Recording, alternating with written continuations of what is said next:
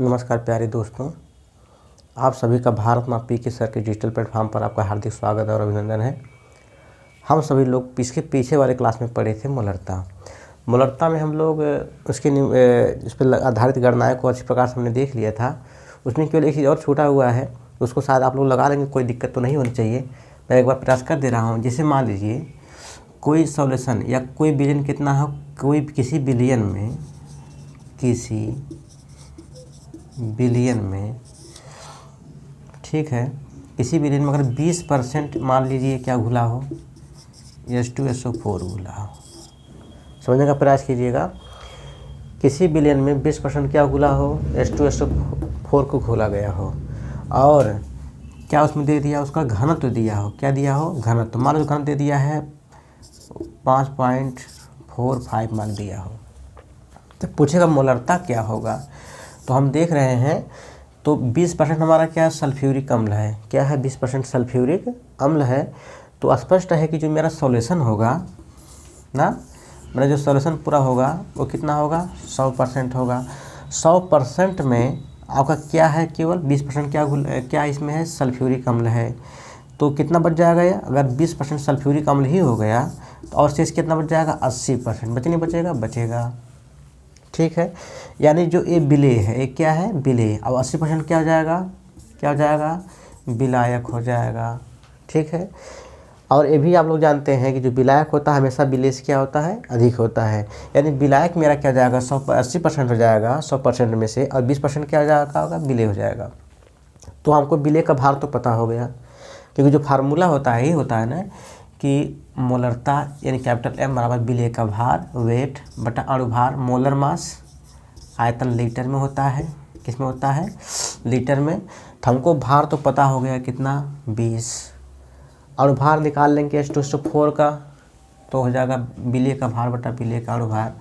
आयतन लीटर में हमको यहाँ पे आयतन पता नहीं है, और यहाँ पे क्या दिया है, घनत्व दिया रहेगा। आपको क्या दिया रहेगा, घनत्व दिया रहेगा। तो कैसे निकालेंगे आप लोग, एक सूत्र है फिजिक्स में, हम लोग पढ़ाए भी हैं, कि होता है घनत्व बराबर द्रव्यमान बटा क्या होता है आपका, आयतन। क्या होता है? द्रव्यमान बटा आयतन।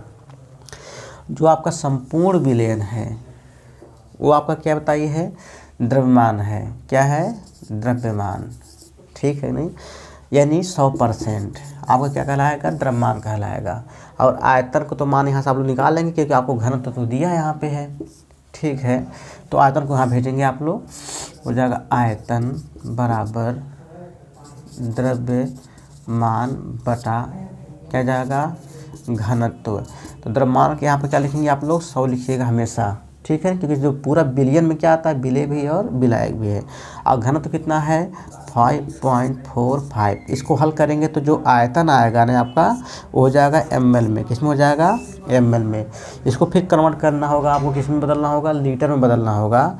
तो जो मान आएगा, मान लीजिए अगर आपका 50 मान आ गया हो, तो इसमें क्या करेंगे, 1000 से भाग देंगे, तो किस में हो जाएगा आपका, ये मान हो जाएगा लीटर में। तब आप लोग फार्मूला लगाइएगा ये वाला, तब मोलरता आप लोग आसानी से ज्ञात कर पाएंगे। ठीक है, भार बटा अणुभार बटा आयतन क्या हो जाएगा, लीटर में। भार पता हो गया 20, अणुभार निकाल लेंगे H2SO4 का, तो 98 आएगा। और आयतन निकाल देंगे, यहाँ से निकालना सिखा दिए हैं, तो आप आयतन मान रखेंगे तो हम मोलरता इस प्रकार से ज्ञात कर सकते हैं। अब हम लोग क्या करते हैं, आज सीखेंगे मोल प्रभाज के विषय में। ठीक है, मोलरता आप लोग स्कूल में पढ़ लिए हैं। ठीक है, तो उसको आप लोग अच्छी प्रकार से पढ़ लीजिएगा। वो तो ऐसे ठीक एकदम वैसे है कि यहाँ पर क्या हो जाएगा, किलोग्राम हो जाता है, वहाँ पर 1000 से क्या होता है, गुणा हो जाता है। तो हम पढ़ाते हैं आज मोल प्रभाज।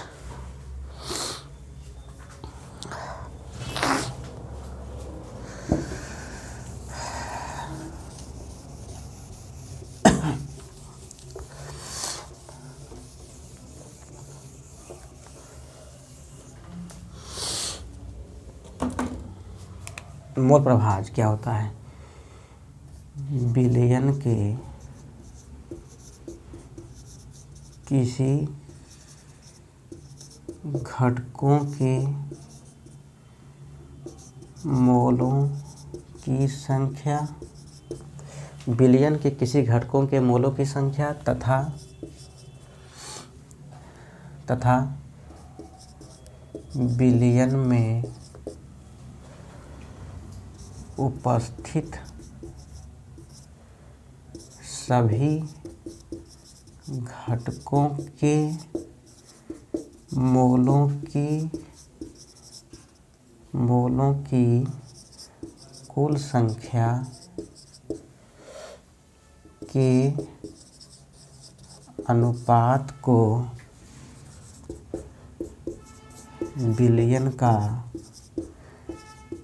मोल प्रभाज्य कहते हैं।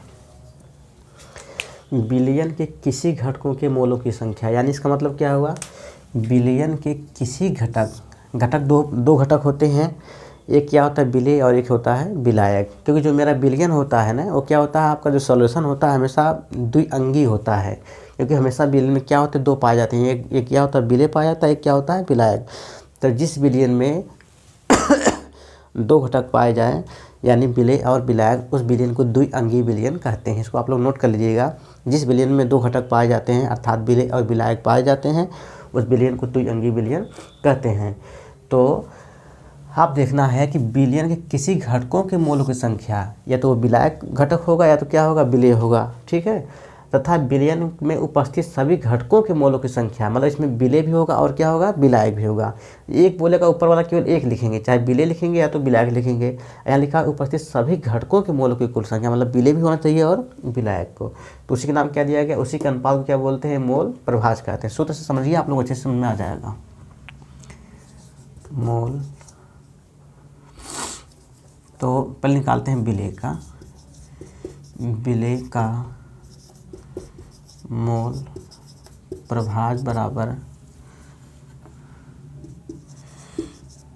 विलेय के मोलों की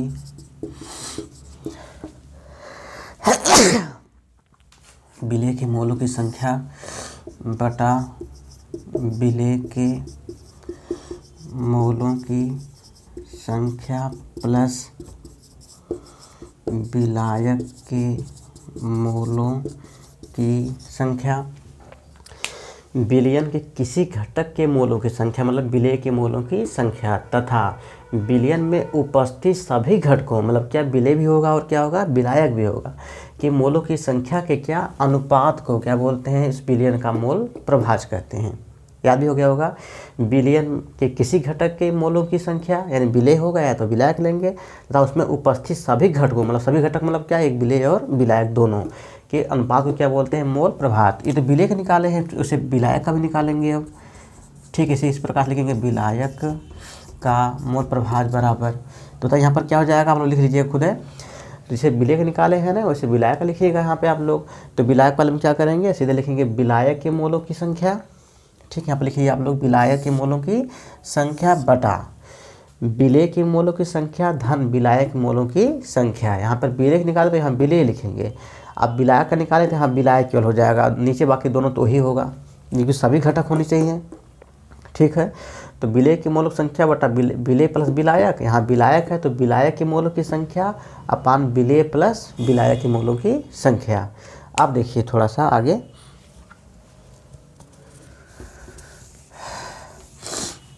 अगर विलेय का मोल प्रभाज्य को अगर सांकेतिक भाषा में लिखना होगा इस भाषा में, तो देखिए ये मोल संख्या है, नंबर है।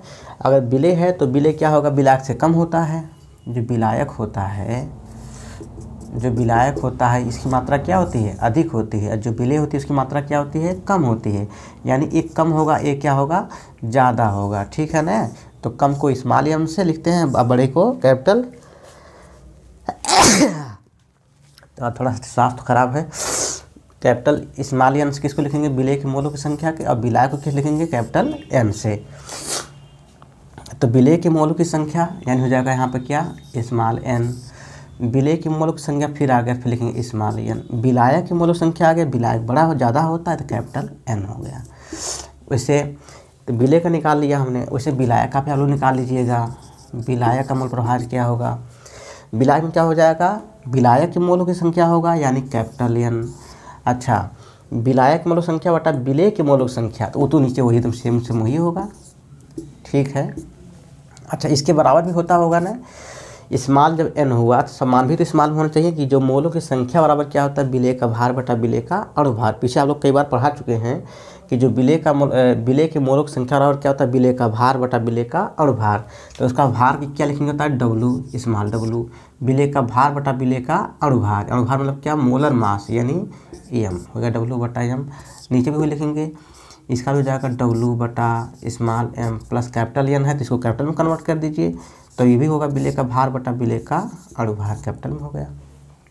वैसे यहाँ भी करिए आप लोग इसको। अब तो विलायक है तो यहाँ पर हो जाएगा कैपिटल W बटा क्या जाएगा, इसको ऐसे कर देते हैं कैपिटल W बटा कैपिटल M बटा विलेय है तो वही होगा स्मॉल W बटा small m plus capital W बटा कैपिटल M। तो हम इस परिभाषा से क्या करते हैं विलयन का मूल प्रभाज को अच्छी प्रकार से ज्ञात कर सकते हैं।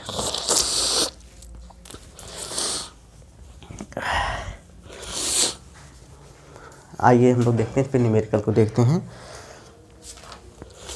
दोस्तों आज थोड़ा सा स्वास्थ्य खराब है,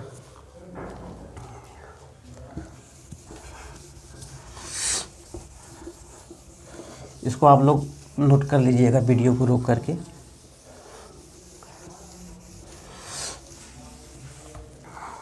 जैसे एग्जाम्पल स्वरूप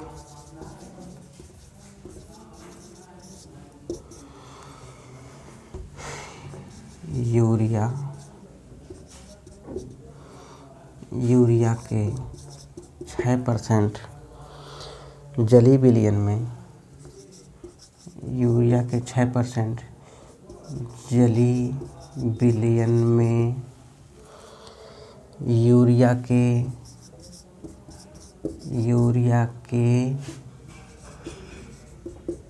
मोल प्रभाज की गणना कीजिए।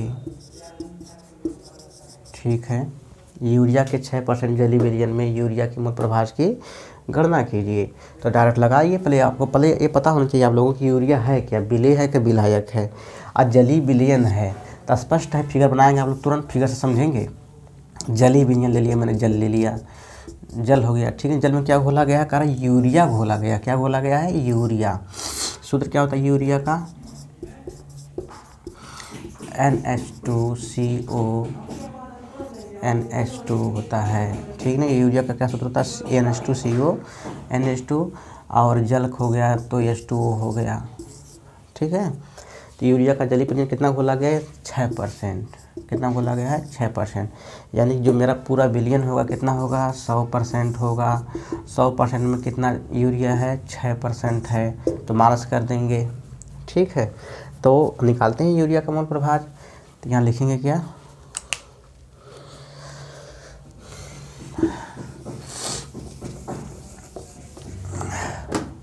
यहाँ लिखेंगे अब यूरिया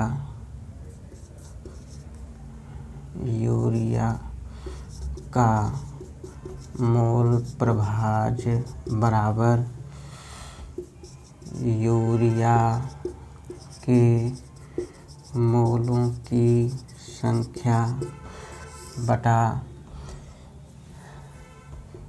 यूरिया के मोलों की संख्या प्लस विलायक होगा। विलायक मेरा क्या यहाँ पर होगा, जल होगा, जल के मोलों की संख्या। समझ में आ रहा है, नहीं आ रहा है, क्योंकि विलेय निकाल रहे हैं हमने। विलेय के मोल प्रभाज क्या होता है, विलेय के मोल प्रभाज बराबर होता है विलेय के मोलों की संख्या बेटा विलेय प्लस विलायक। तो यहाँ पर विलेय क्या है, यूरिया हो गया, तो वो सूत्र लिख रहे हैं यूरिया के मोलों की संख्या बेटा यूरिया के मोलों की संख्या प्लस जल की मोलों की संख्या। जल आपका अधिक है तो जल विलायक हो गया, यूरिया क्या होगा आपका विलेय हो गया। ठीक है ना, तो हम क्या करेंगे पहले, अब देखिए यूरिया का मोलों की संख्या निकालेंगे तो एक बार निकाल दिखा के मिटा दे रहे हैं। ठीक है, यूरिया का अगर निकालेंगे सूत्र क्या होता है NH2CO NH2 कि अगर इसके निकालेंगे के मोलों की संख्या अगर निकालते हैं तो क्या होता है, मोलों संख्या बराबर विलेय का भार बटा विलेय का अणुभार। तो NH2 का बता भार कितना दिया है, यहाँ पे 6% दिया है, तो 6 हो जाएगा, सीधी सी बात है। ठीक है, यूरिया का भार कितना हो गया, 6।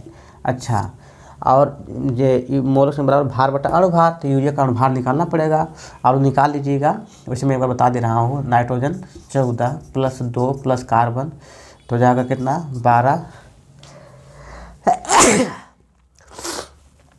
प्लस ऑक्सीजन है तो 8 दूना 16 प्लस नाइट्रोजन 14 प्लस हाइड्रोजन कितना जाएगा 2। इसको हल कर देना आप लोग, तो 4 2 6 4 10 6 4 2 6 6 12 12 2 14 2 16 16 4 20 के 0 1 1 2 1 3 2 5 1 6 यानी 60। कितना अणुभार आ गया 60 आ गया। और जल का आप लोग निकाल लीजिएगा, जल कितना आएगा H2O का 2 होगा प्लस 8 दूना 16 हो जाएगा, 16 2 कितना होगा 18। ठीक है, तो इसको मिटा दे रहे हैं अब। तो भार बटा अणुभार, तो यूरिया के मोल संख्या क्या हुआ, यूरिया के भार बटा यूरिया का अणुभार, तो अणुभार कितना आ गया 60 हो जाएगा, 6 का 9 6 6 10 में 60 तो 0.1 आ गया। ठीक है ना। उसी प्रकार से आप लोग जल का भी निकाल लीजिएगा, यानी H2O के मोलों की संख्या बराबर, तो इसका भी भार बटा अणुभार, तो H2O का भार कितना है अभी आप लोग पता हो गया होगा, यहाँ से बता दी सिखाए थे भी कि H2O का भार पता हो। कैसे पता होगा कि 6% जब यूरिया है 100% में से, तो जो बचेगा शेष वो क्या होगा मेरा जल होगा, तो 100 - 6 यानी कितना हो जाएगा 94। कितना जाएगा 94। समझ में आ गया, क्योंकि जो आपका जल है विलायक है और यूरिया क्या है आपका विलेय है, तो 100% जल में क्या घुला था 6% यूरिया घुली थी, तो यूरिया 6% कम हो जाएगा ना 100% में से, तो कितना हो जाएगा 94। 94 बटा कितना हो जाएगा, तो यूरिया का जल का भार हो गया बटा अणुभार कितना इसका आएगा, अभी निकाले थे 18। 18 से इसको भाग दीजिएगा, 18 × 25 = 90 और 4 94, 18 दूना 36.22। ठीक है। अब देखिए, अब बस इस फार्मूला सीधे रख देना उठा करके, तो लिखेंगे यहाँ पर यूरिया का मोल प्रभाज बराबर यूरिया के मोलों की संख्या निकालें, यहाँ पर मोलों की संख्या कितना है 0.1 बटा यूरिया के मोलों की संख्या फिर हो जाएगा 0.1 प्लस अच्छा जल के मोलों की संख्या 5 कितना है 22। इसको सॉल्व कर देना, जोड़ देना, इसको जोड़ करके सॉल्व करेंगे तो आपका आ जाएगा कितना 0.0188 0.0188 आएगा। आपका ये क्या है मोल प्रभाज है। मुझे आशा है कि आप लोगों को भली प्रकार समझ में आ गया होगा। इसमें केवल 2 चीज़ की ध्यान देना कि 6% जब यूरिया घुली है यानी बिल मेरा 100% रहा होगा। कितना परसेंट रहा होगा 100% रहा होगा। 100% में 6% यूरिया घुली है, यानी जो बचेगा शेष वो क्या हो जाएगा जल का भार हो जाएगा, और जो 6 हो जाएगा आपका क्या हो जाएगा यूरिया का भार हो जाएगा। यूरिया का भार निकालेंगे और जल का भार निकालेंगे तो फार्मूला से लगाएंगे, सीधे सेट हो जाएगा और आंसर आपका आ जाएगा। मैं आप लोगों को 2 सवाल दे रहा हूँ घर लगाने के लिए, इसको लगाकर आप लोग दिखाइएगा। ठीक है, सवाल को आप लोग नोट करिए।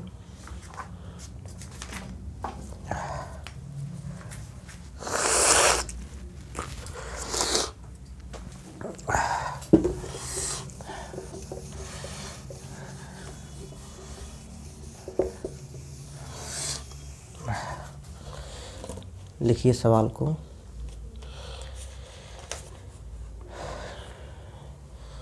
एथिल अल्कोहल जल के मिश्रण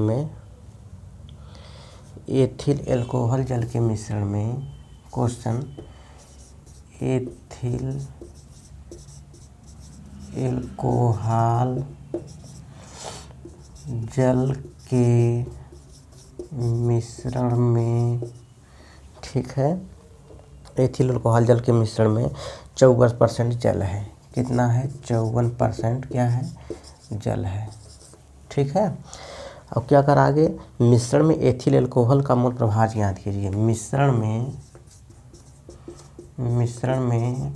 एथिल अल्कोहल का मोल प्रभाज ज्ञात कीजिए। ठीक है ना। एथिल अल्कोहल जल के मिश्रण में 54% क्या घुला है जल है। मिश्रण में एथिल अल्कोहल का मोल प्रभाज ज्ञात कीजिए, यानी समझिए ध्यान से कि मिश्रण में जल है, जल कितना मात्रा है 54% है। जल आपका है क्या, जल आपका विलायक है। अच्छा, एथिल अल्कोहल क्या होगा आपका विलेय होगा, यानी हमको विलायक का क्या निकालना है मोल प्रभाज निकालना है। तो आप लोग फार्मूला लगाइएगा, विलायक का मोल प्रभाज बराबर विलायक के मोलों की संख्या अपान विलेय प्लस विलायक के मोलों की संख्या। तो उसका निकालेंगे, आप लोग अच्छे प्रकार से लगा लेंगे। सूत्र आपको बता दें, एथिल अल्कोहल क्या होगा सूत्र C2H5OH। ये हो गया। इसका आप लोग क्या निकालेंगे, भार और अणुभार निकाल लेंगे, और क्या निकालेंगे उसके बाद जल का भी निकाल लेंगे आप लोग, जल का भार और अणुभार निकाल करके हम क्या करेंगे, मोल प्रभाज को ज्ञात करेंगे। ये क्वेश्चन अब लिखिए मोलरता पर, जो अभी मैंने समझाया घनत्व वाला सवाल पे। 96% सल्फ्यूरिक अम्ल कितना है, 96% H2SO4 का आपेक्षिक घनत्व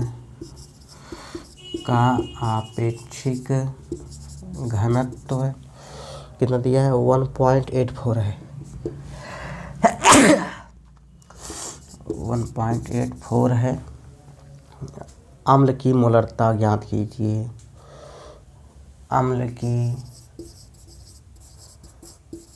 मोलरता ज्ञात कीजिए। ठीक है, बहुत इम्पोर्टेंट सवाल दोनों हैं, आप लोग इसको अच्छे प्रकार जरूर पढ़िएगा, परीक्षा में आने वाले क्वेश्चन हैं। और मुझे आशा है कि आप लोग अच्छी प्रकार समझ में आ गया होगा। आप लोग इसको लगा करके टेलीग्राम नंबर या व्हाट्सअप नंबर 73 88 12 84 12 पर क्या करेंगे, सेंड कर दीजिएगा, मैं इसको चेक कर लूँगा भली बार। ठीक है, तो बस आज के लिए इतना ही, धन्यवाद।